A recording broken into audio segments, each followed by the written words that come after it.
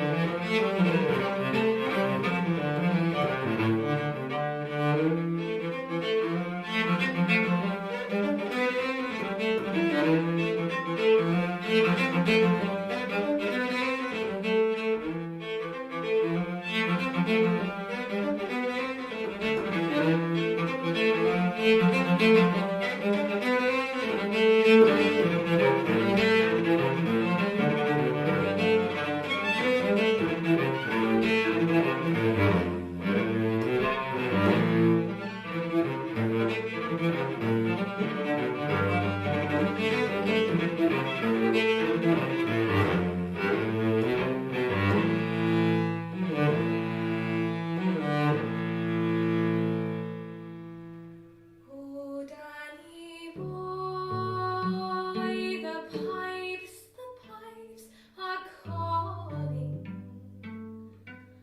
from glen to glen and down the mountainside. The summer's gone and all the flowers are dying. 'Tis you must go, and I must bide. But come ye back when summer's in the meadow,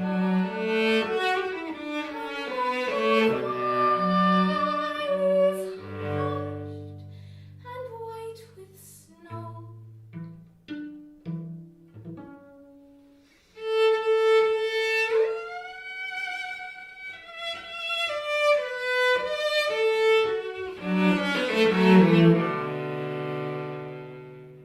Oh, Danny boy, I love you so.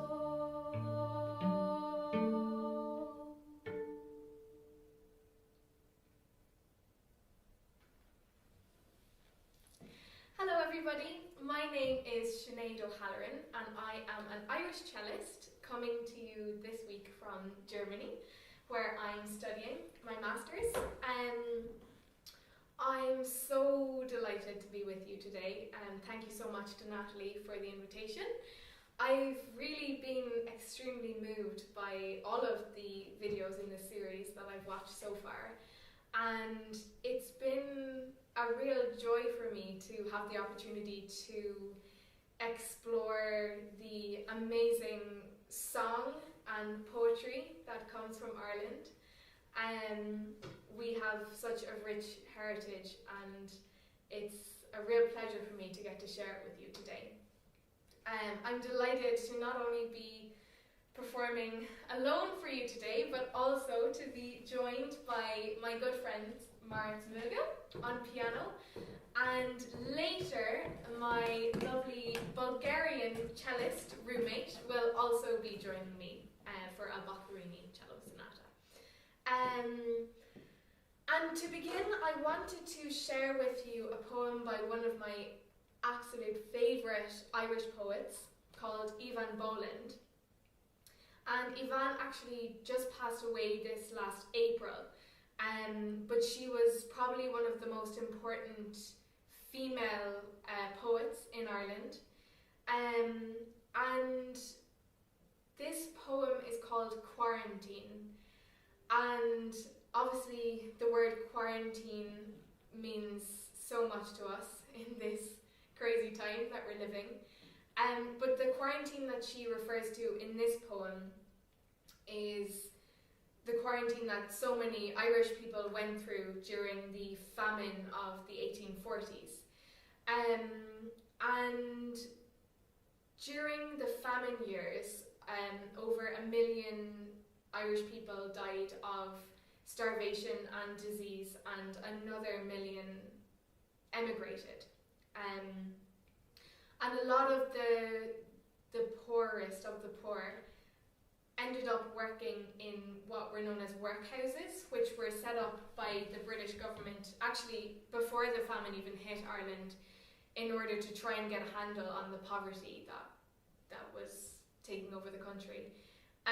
But obviously when the famine hit and everybody was starving, these workhouses became even more overcrowded, and the conditions were just so terrible that actually a lot of people decided they were better off on the streets. And this is a story that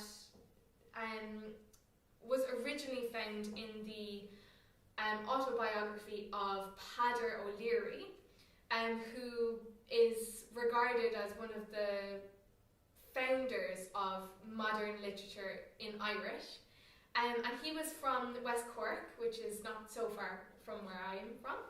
And he wrote Mögel Fame, which means my own story, and he gathered stories from his village, and this is one of the stories that came from it, and it follows the final hours of a couple, and for me it's just so moving, and it shows really that even in our darkest hours that love always is stronger than ever, often.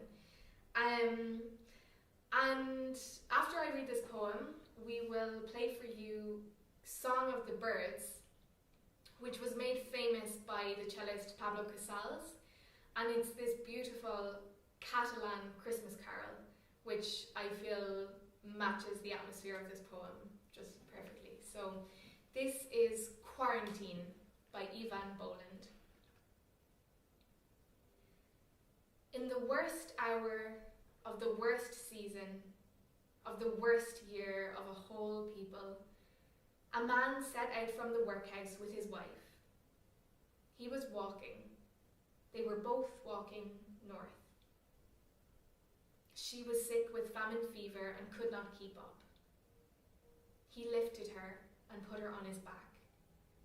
He walked like that west and north until at nightfall, under freezing stars, they arrived.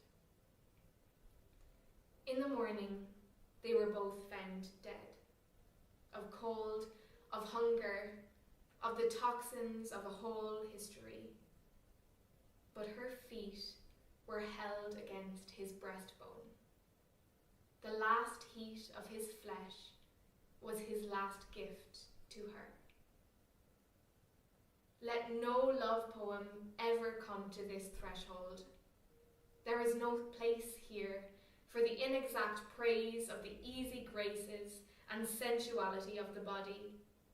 There is only time for this merciless inventory. Their death together in the winter of 1847. Also what they suffered, how they lived, and what there is between a man and woman, and in which darkness it can best be proved.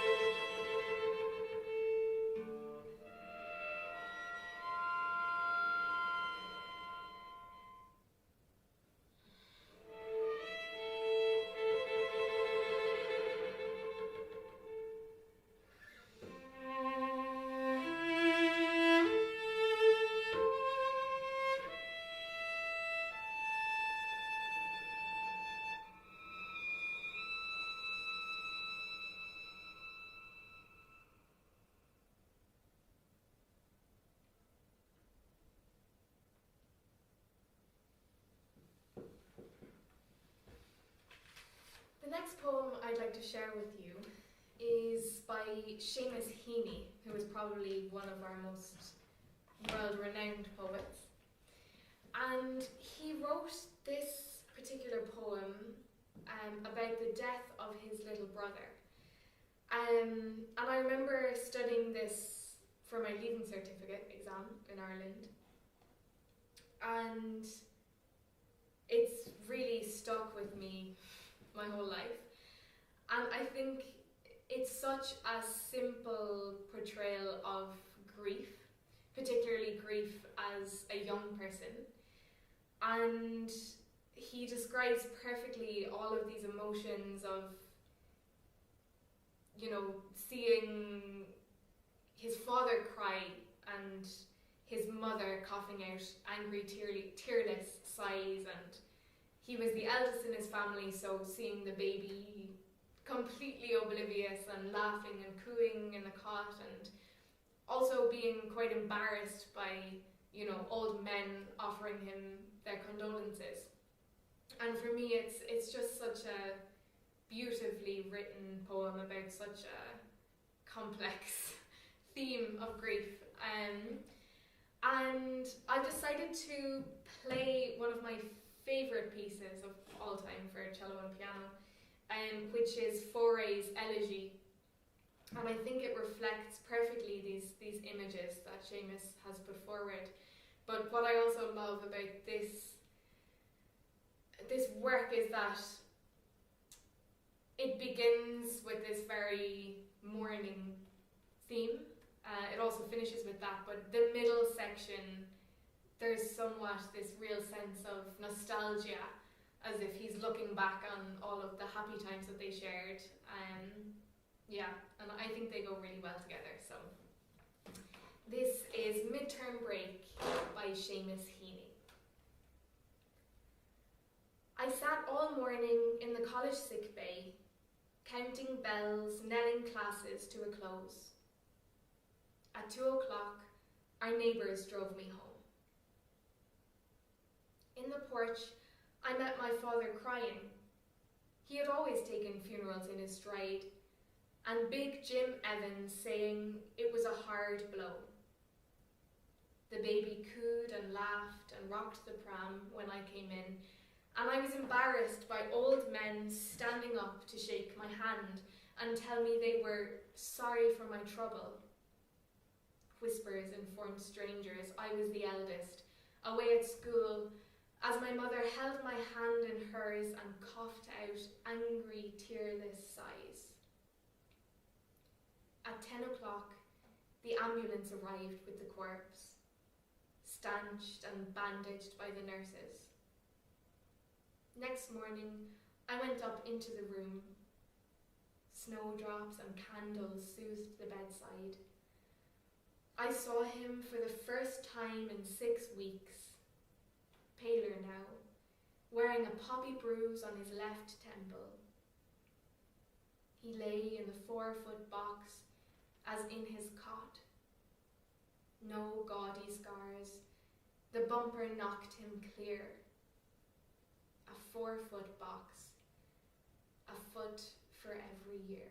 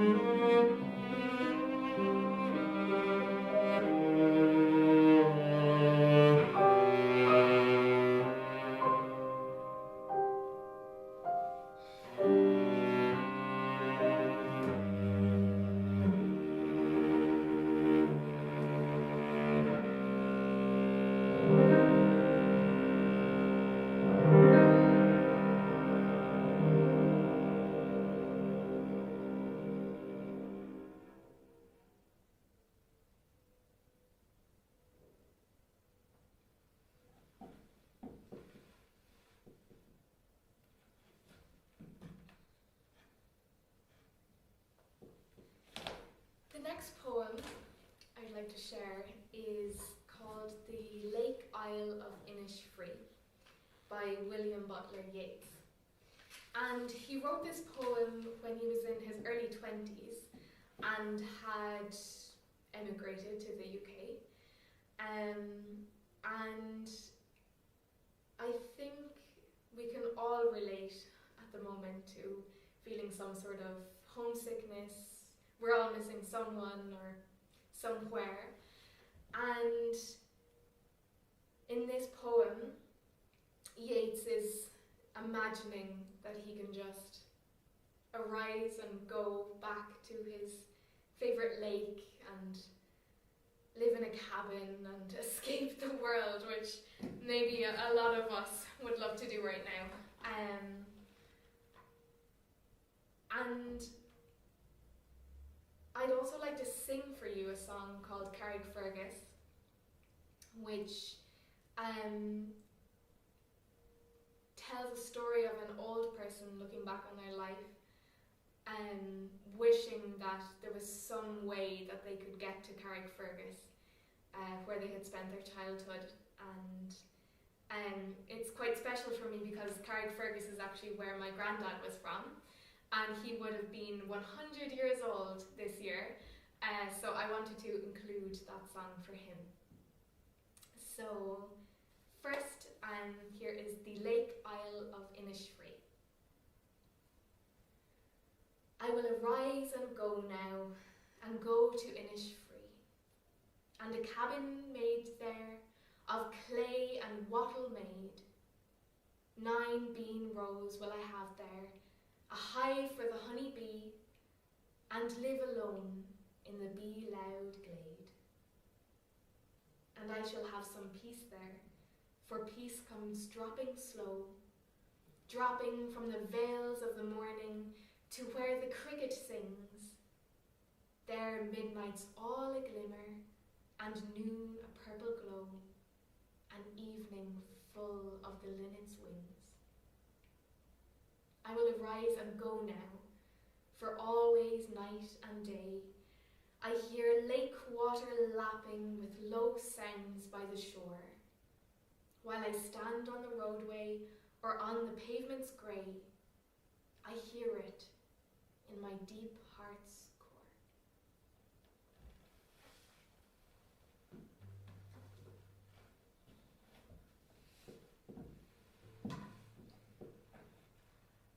I wish I was in Carrickfergus, only for nights in Ballygrand.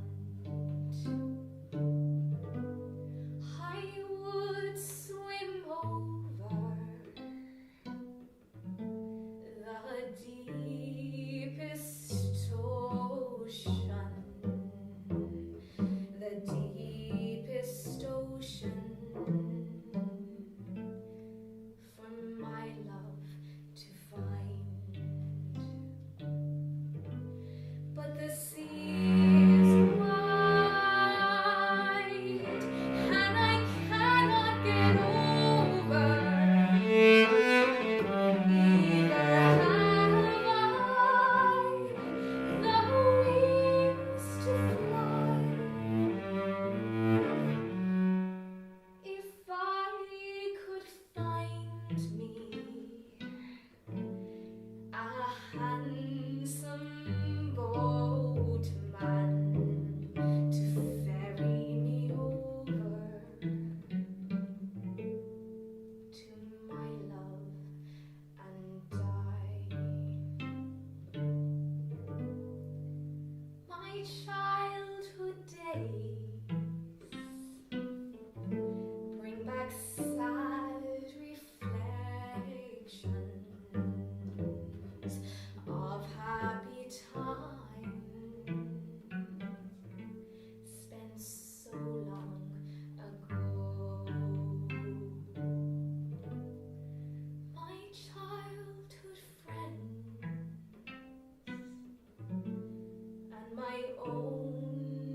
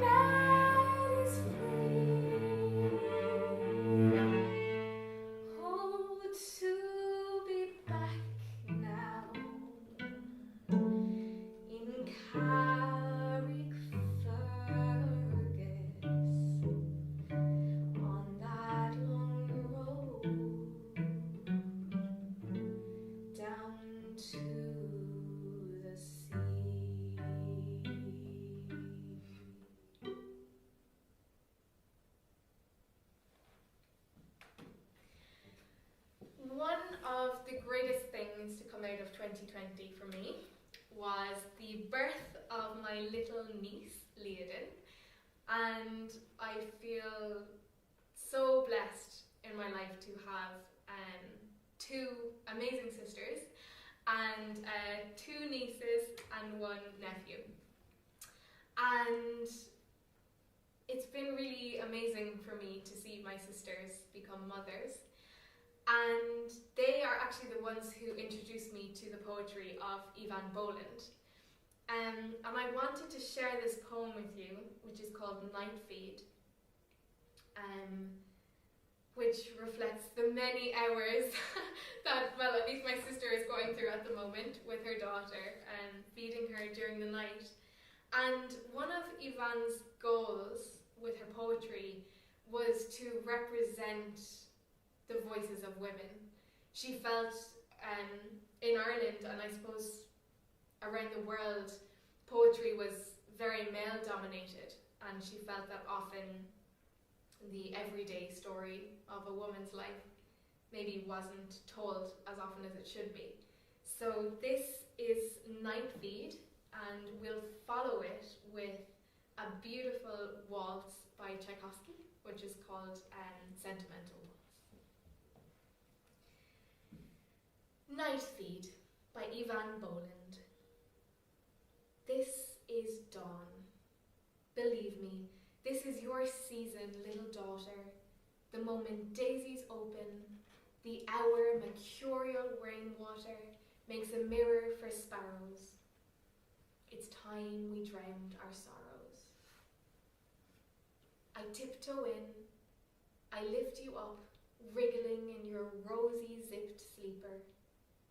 Yes, this is the hour for the early bird and me, when finder is keeper. I crook the bottle, how you suckle. This is the best I can be. Housewife, to this nursery where you hold on, dear life. A silt of milk, the last suck, and now your eyes are open, birth-coloured and offended. Earth wakes, you go back to sleep. The feed is ended. Worms turn, stars go in, even the moon is losing face. Poplars stilt for dawn, and we begin the long fall from grace. I tuck you in.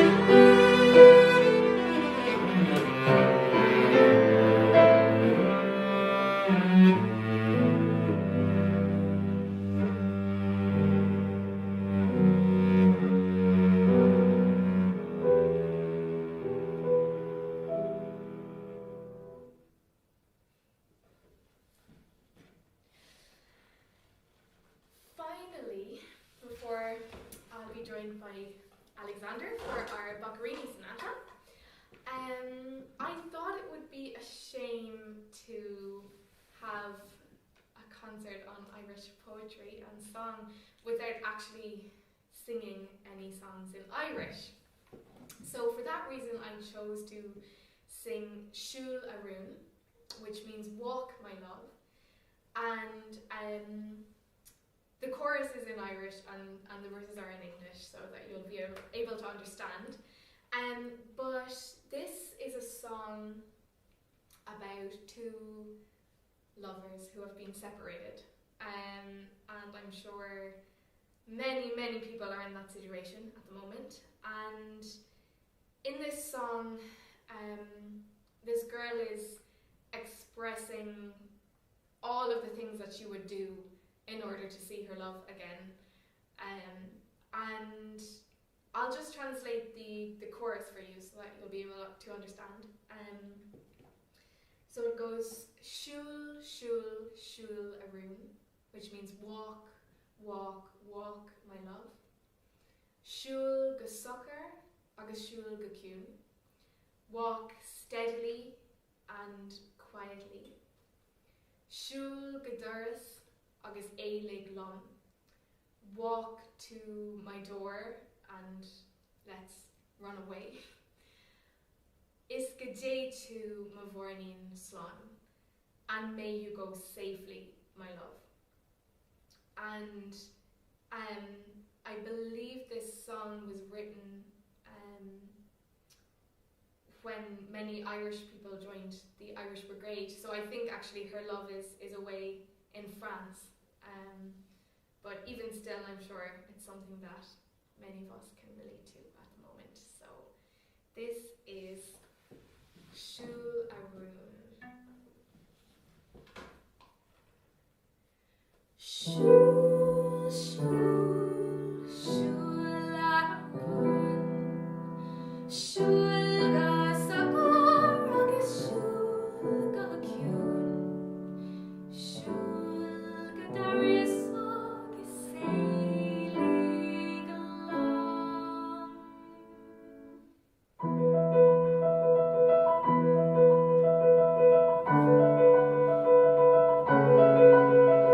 Siúl, siúl, siúl a rún.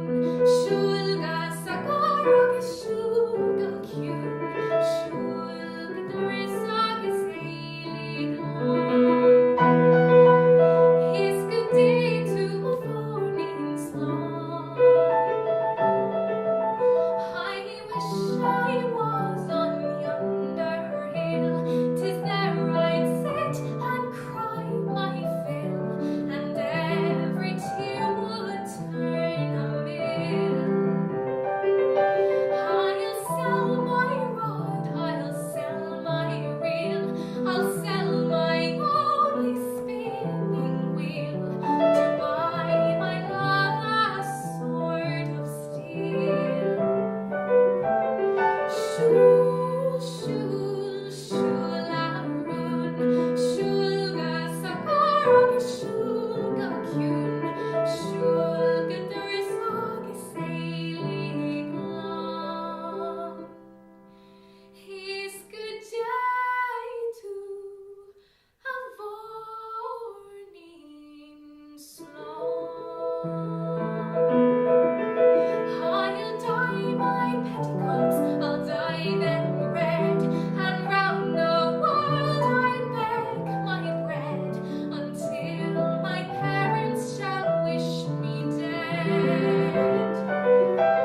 Siúl, siúl, siúl a rún. Siúl ga sochar agus siúl go ciún. Siúl go doras agus élig lom.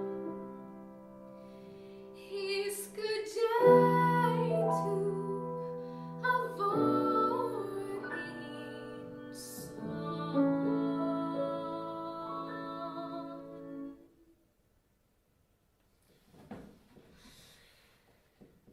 That brings us to our final poem, which was written by Michael Cody. And For me, it's a really good reminder in these times that even though there's so much suffering happening, there's also moments of joy happening everywhere around the world and people playing music. So I'm really so thankful for the opportunity to get to share my music with you today, and hopefully sometime when the world has gone back to normal, I might be able to share music in person with you. But we're so lucky that we live in the time of technology that allows us to do great things like this. So this is called Though There Are Torturers by Michael Cody. Though there are torturers in the world, there are also musicians. Though at this moment men are screaming in prisons, there are jazzmen raising storms of sensuous celebration and orchestras releasing glories of the spirit. Though the image of God is everywhere defiled, a man in West Clare is playing the concertina. The Sistine Choir is levitating under the dome of St. Peter's, and a drunk man on the road is singing for no reason.